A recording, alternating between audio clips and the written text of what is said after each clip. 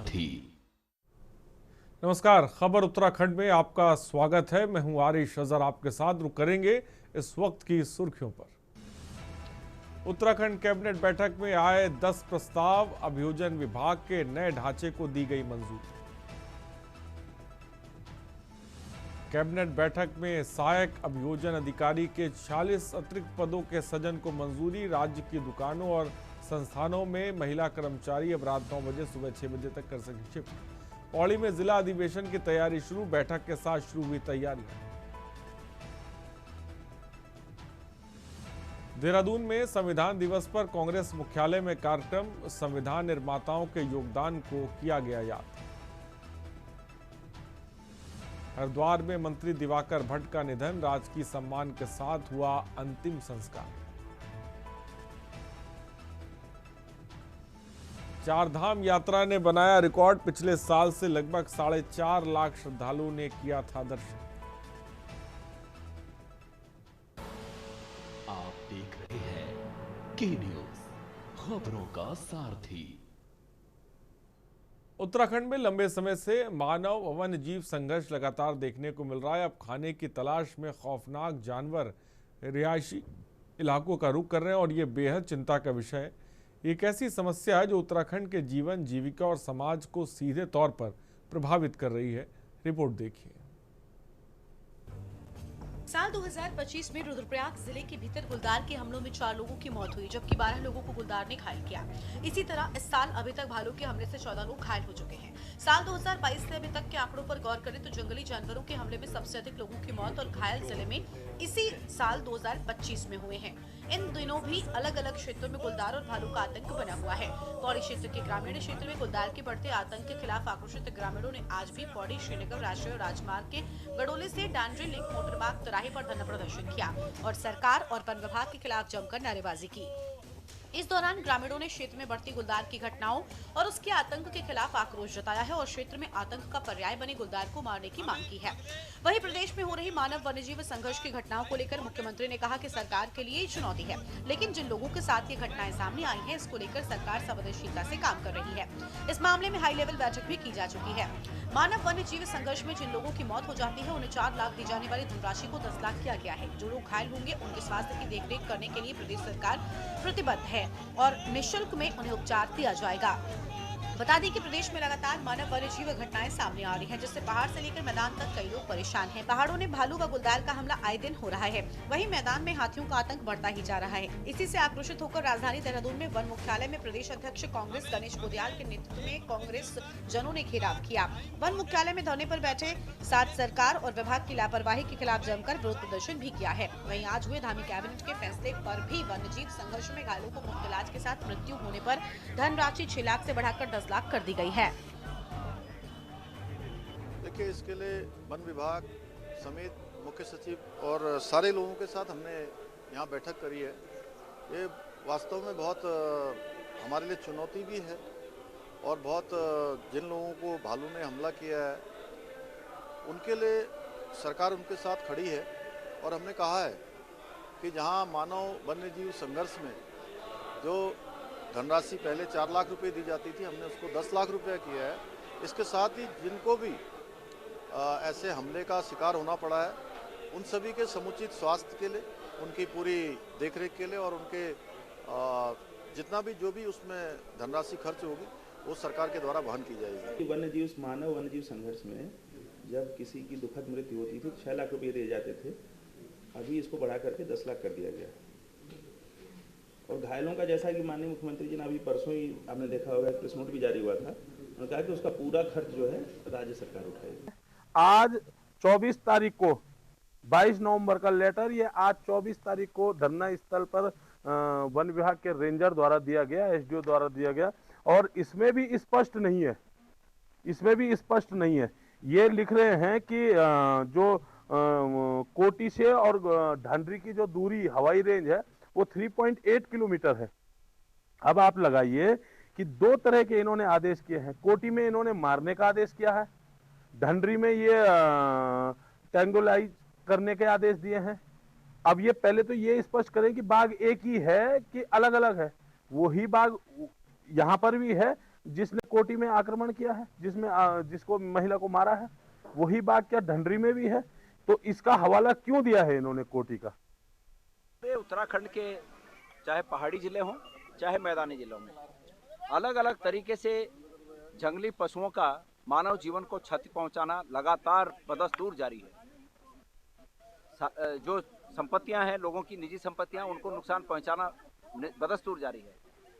मैदानी जिलों में हाथियों के द्वारा, नीलगायों के द्वारा और पहाड़ी जिलों में बाघ, भालू और जंगली बंदर, इनके द्वारा तमाम लोगों का जीवन दूभर हो रखा है। कल रात की घटना है कि कोठी गांव में, पौड़ी गढ़वाल के कोठी गांव में एक महिला की बाघ ने हत्या कर दी। इससे पहले पौड़ी गढ़वाल में ही बीरों खाल और ढाईजुली जैसी जगहों पर सैकड़ों पशुओं को भालुओं ने निवाला बना दिया।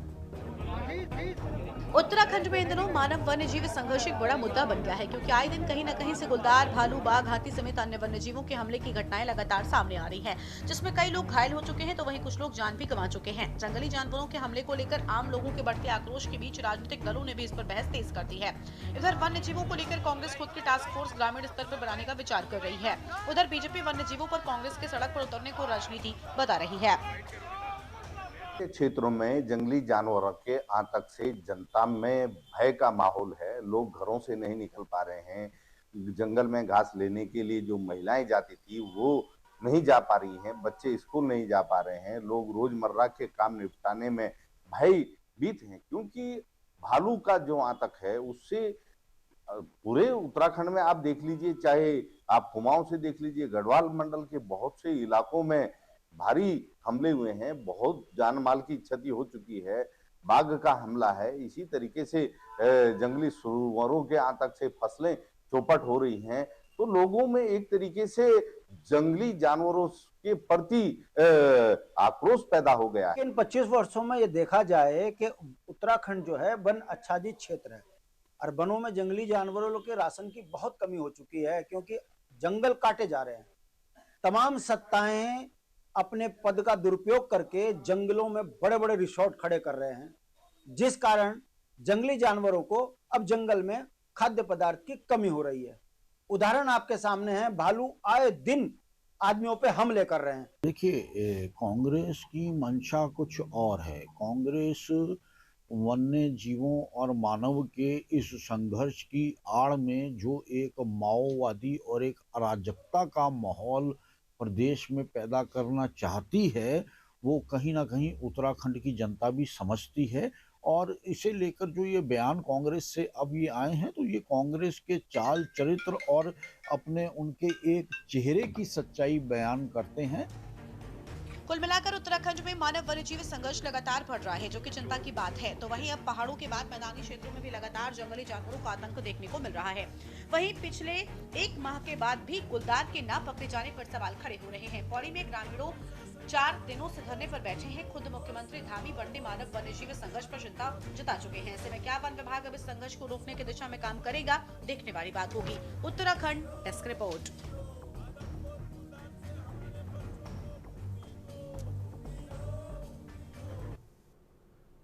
और देहरादून से खबर, एसएसपी दून की कुशल रणनीति का बड़ा असर। पश्चिमी यूपी का शातिर नशा तस्कर गिरफ्तार। तस्कर जकरुद्दीन बरेली से गिरफ्तार हुआ है। ड्रग्स फ्री देवभूमि 2025 के विजन को सफलता। डोईवाला पुलिस ने पश्चिमी उत्तर प्रदेश से गिरफ्तार किया है।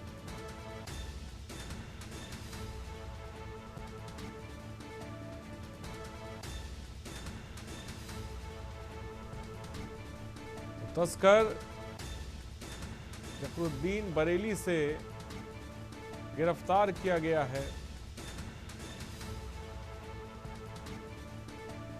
नशा तस्कर जकरुद्दीन बरेली के जुमका चौक से गिरफ्तार हुआ।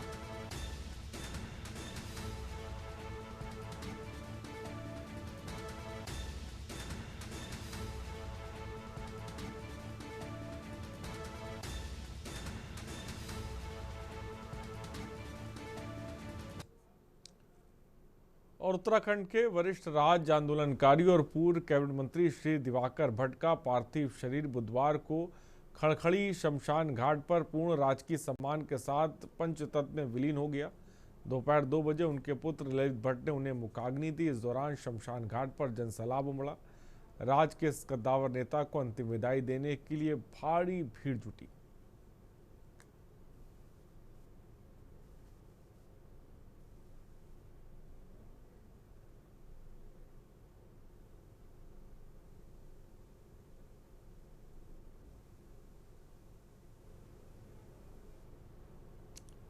और खबर देहरादून से, जहां संविधान दिवस के अवसर पर देहरादून स्थित कांग्रेस मुख्यालय में विशेष कार्यक्रम आयोजित किया गया। इस दौरान प्रदेश कांग्रेस अध्यक्ष ने भारत रत्न डॉक्टर भीमराव अंबेडकर के चित्र पर पुष्प अर्पित कर उन्हें श्रद्धांजलि दी और संविधान निर्माताओं के योगदान को याद किया। प्रदेश अध्यक्ष ने कहा कि संविधान भारतीय लोकतंत्र की आत्मा है और बाबा साहब अंबेडकर का राष्ट्र निर्माण से योगदान सदैव प्रेरणा देता रहेगा।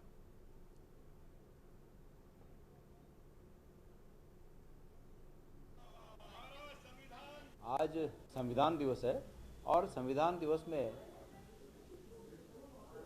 कई जगहों पर संविधान बचाओ की भावना से कार्यक्रम रखे गए। उसमें यहाँ पर भी संविधान बचाओ गोष्ठी का आयोजन किया गया।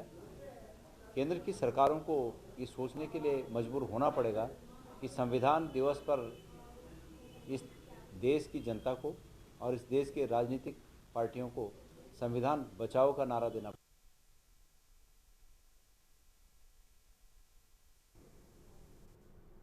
और खबर पौड़ी से, जहां राजकीय शिक्षक संघ ने बैठक करते हुए संगठन के जिला अधिवेशन की तैयारियां शुरू कर दी और बैठक में सबसे पहले राज्य आंदोलनकारी दिवाकर भट्ट के निधन श्रद्धांजलि अर्पित की गई। साथ ही पूर्व जिलाध्यक्ष बलराज गुसाई के निधन पर 2 मिनट का मौन रखा गया। दोनों दिवंगत आत्माओं की शांति के लिए प्रार्थना और शोक संवेदना व्यक्त की गई।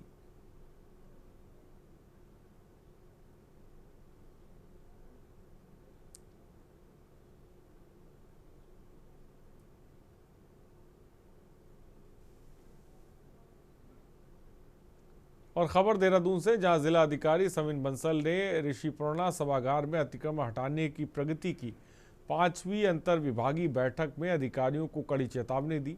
डीएम ने स्पष्ट निर्देश दिया कि जिन विभागों की भूमि, सड़क, नहर या भवन पर अवैध अतिक्रमण है उसे तय समय सीमा में हटाना अनिवार्य है। समय सीमा पर कार्रवाई न होने पर संबंधित अधिकारियों का वेतन रोका जाएगा।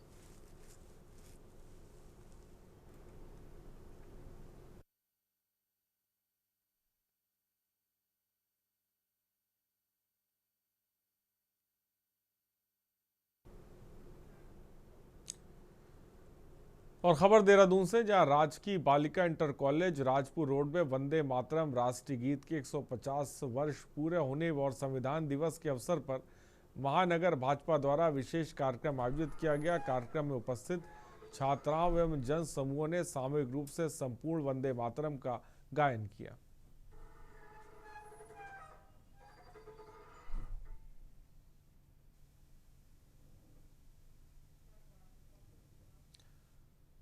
और खबर हल्द्वानी से, जहां अंतर्राष्ट्रीय सहकारिता वर्ष के उपलक्ष्य पर सहकारिता विभाग स्थानीय उत्पादों को बढ़ावा देने के लिए एमबी इंटर कॉलेज मैदान में सहकारिता मेला आयोजित कर रहा है और मुख्यमंत्री पुष्कर सिंह धामी ने मेले के दूसरे दिन मेला स्थल पहुंचकर महिला समूहों के स्टॉलों का निरीक्षण किया।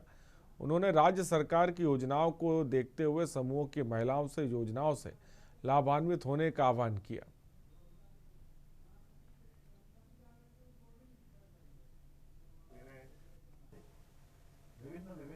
आदरणीय प्रधानमंत्री जी के नेतृत्व में और हमारे गृह एवं सहकारिता मंत्री श्री अमित शाह जी के मार्गदर्शन में उत्तराखंड के अंदर सहकारी समितियों को, कॉमन सर्विस सेंटरों को सहकार से जोड़ने के लिए अनेक काम किए जा रहे हैं। किसानों को, हमारे स्थानीय उत्पादन करने वालों को, महिला स्वयं सहायता समूह को, सभी को ऋण देने की व्यवस्था भी इसमें की गई है। और सहकारिता के क्षेत्र में सहकार से लेकर समृद्धि का मंत्र लेकर आज अनेक कार्यक्रम चलाए जा रहे हैं और जिनको सरकारी सहायता की आवश्यकता है उन सभी को सहकारिता विभाग आज आगे बढ़ाने के लिए हर प्रकार की सहायता का प्रावधान कर रहा है। और यही कारण है कि आज 16,000 करोड़ रुपए से भी अधिक की धनराशि सहकारी बैंकों में जमा है, जो सहकारिता के प्रति लोगों का विश्वास एक स्पष्ट रूप से दिखता है। खबर चमोली से। जनपद चमोली में प्रधानमंत्री ग्रामीण सड़क योजना में खडगोली ग्राम पंचायत में मांगरोली सोनी मोटर मार्ग पर भ्रष्टाचार का आरोप लगा है। विभाग पर घटिया तरीके से रोड में डामर का काम करने का आरोप है। कार्यदायी संस्था PMGSY इस मार्ग पर पेंटिंग का कार्य चला रही है, जिसमें निर्माण अच्छे से नहीं हो रहा है। डामर लोगों के पैर से उखड़ रहा है, जिससे स्थानीय जनता को गुस्सा है।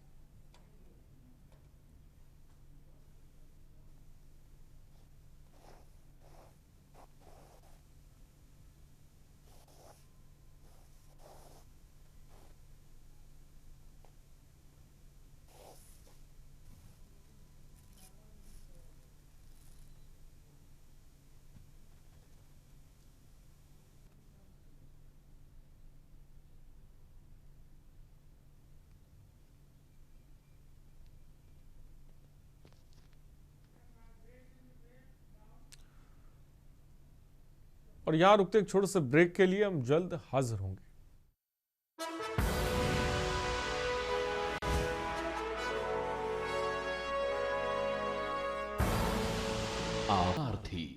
और ब्रेक के बाद आपका स्वागत है। खबर चंपावत से, जहां लोहाघाट विधानसभा से कांग्रेस विधायक कुशाल सिंह अधिकारी का एक विवादित वीडियो सोशल मीडिया पर तेजी से वायरल हो रहा है। ये वीडियो शहीद अग्निवीर दीपक के अंतिम संस्कार स्थल का है, जहां विधायक अधिकारी पुलिस दरोगा से तीखी बहस करते हुए नजर आए। वायरल फुटेज में विधायक कुशाल सिंह अधिकारी ने पुलिस दारोगा को अपमानित करते हुए अपना नौकर कहा, जिससे मौके पर तनाव उत्पन्न हो गया।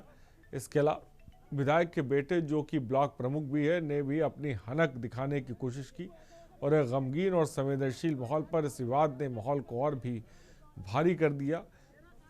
वीडियो में विधायक की सुरक्षा कर्मियों को धमकी देते हुए भी साफ देखा गया है।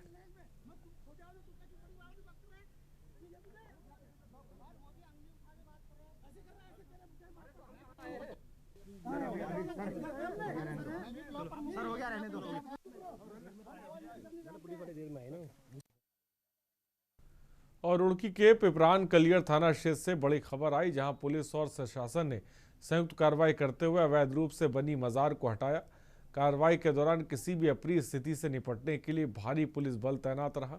प्रदेश भर में अवैध कब्जों के खिलाफ चल रहे अभियान के तहत पिरान कलियर में बड़ी कार्रवाई की गई। सुबह से ही पुलिस और प्रशासन की टीम ने पिरान कलियर में सीलिंग क्षेत्र पहुंची और यहां पर स्वास्थ्य विभाग को आवंटित जमीन पर अवैध कब्जों को ढा दिया गया।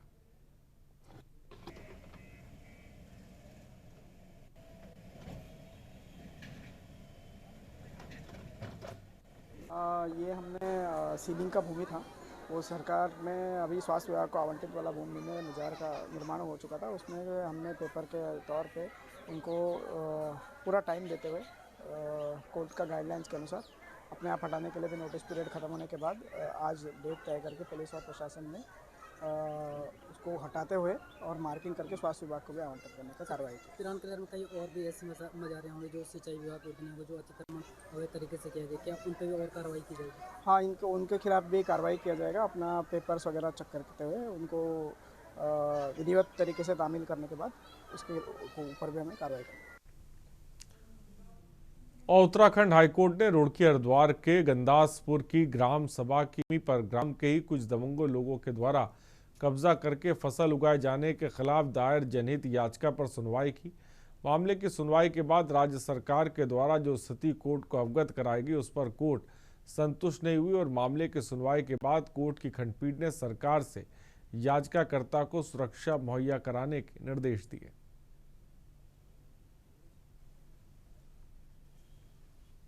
लक्ष्य गंदासपुर निवासी मंजू देवी ने माननीय उच्चतम न्यायालय नैनीताल में एक जनहित याचिका दायर की थी, जिस जनहित याचिका में ग्राम सभा की भूमि में कुछ उसी क्षेत्र के दबंग लोगों ने कब्जा करके फसल उगाई थी।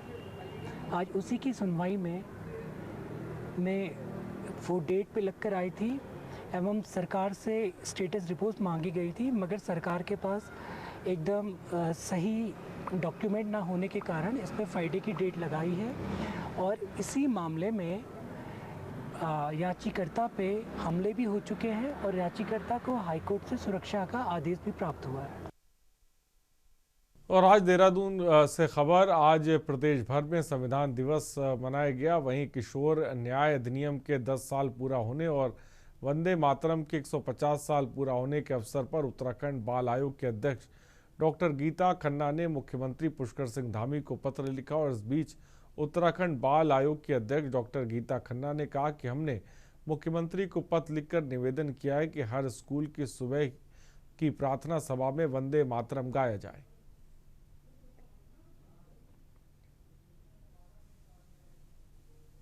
देखिए, हमने मुख्यमंत्री जी को ये पत्र लिखकर ऐसी हमारी अपनी रिक्वेस्ट करी थी कि वंदे मातरम के 150 साल हो रहे हैं, हमारी रजत जयंती है और उस दिन चिल्ड्रन डे था। तो इस सब के लिए हमने 2 निवेदन किए थे और एक तो था कि सब विद्यालयों में आवश्यक रूप से सुबह की प्रेयर में वंदे मातरम गाया जाए, बिकॉज राष्ट्र भावना की जो हीन हो रहा है आने वाली जनरेशन से, वो एक बहुत बड़ी समस्या को जन्म देगा मेरे विचार से। और देहरादून में अखिल भारतीय विद्यार्थी परिषद का 71वां राष्ट्रीय अधिवेशन होने जा रहा है।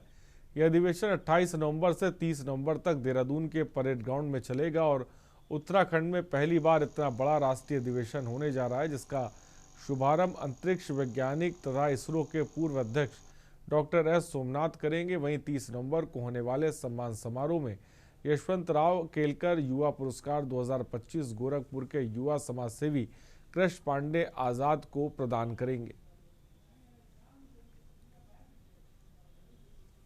अभी जो अपना अधिवेशन है वो 28 तारीख से शुरू होगा। उससे पूर्व जो अपनी बैठकों का क्रम है वो आज से शुरू हो चुका है। आज अपनी केंद्रीय टीम की बैठक आयोजित हो रही है। उसके बाद कल हमारी जो बैठक होगी वो इसी परिसर के अंदर जो स्वर्गीय राधेश्याम जी बैठक कक्ष है वहां पर केंद्रीय कार्य समिति की बैठक रखी जाएगी और फिर अपनी राष्ट्रीय कार्यकारिणी की बैठक एवं शाम के समय अपना प्रदर्शनी उद्घाटन का सत्र परसों रहेगा। और प्रदर्शनी उद्घाटन जैसा कि है उसमें प्रदर्शनी का नाम महारानी अबक्का जी के नाम पर रखा गया है, जो कि स्वतंत्रता सेनानी थी। और उसके बाद उसके अगले दिन अपना उद्घाटन सत्र जो अधिवेशन का विधिवत उद्घाटन होगा वो 28 तारीख को रहेगा, जिसमें इसरो के पूर्व चेयरमैन एस सोमनाथ जी रहने वाले। और देहरादून में कांग्रेस पार्टी ने अपने नेशनल टैलेंट हंट प्रोग्राम को औपचारिक रूप से लॉन्च किया। इस अवसर पर कांग्रेस के राष्ट्रीय प्रवक्ता आलोक शर्मा ने देहरादून के कांग्रेस मुख्यालय में प्रेस वार्ता कर कार्यक्रम की शुरुआत की। उस बीच आलोक शर्मा ने कहा कि यह कार्यक्रम पार्टी की विचारधारा, संविधान, लोकतंत्र और न्याय के मूल्यों में विश्वास रखने वाली प्रतिभाशाली ऊर्जावान व्यक्तियों को खोजने के लिए शुरू किया गया है।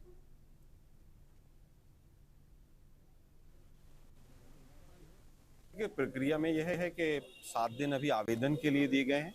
उसके बाद एप्लीकेशंस में स्क्रूटनी होगी। स्क्रूटनी के बाद फिर 3 स्तर पर उनका चयन होगा, राष्ट्रीय स्तर पर, राज्य स्तर पर और जिला स्तर पर। मीडिया स्पोक्सपर्सन, मीडिया पैनलिस्ट और रिसर्च के लोगों को हम सेलेक्ट करेंगे।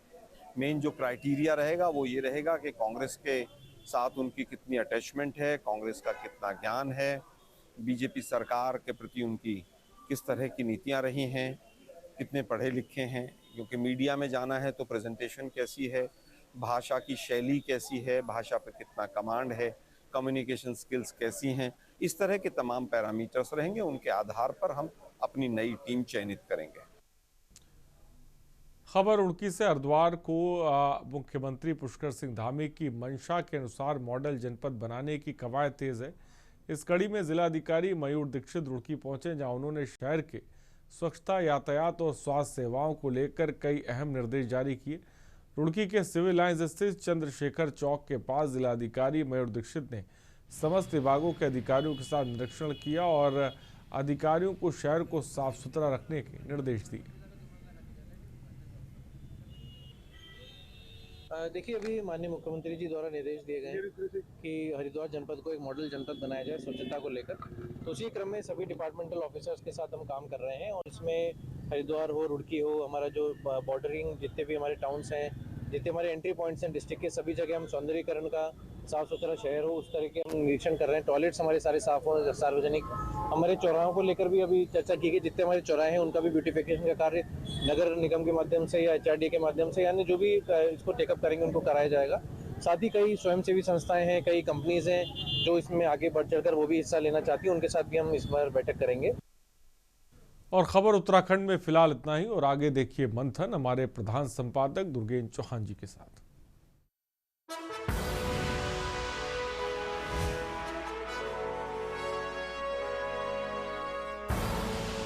आप देख रहे हैं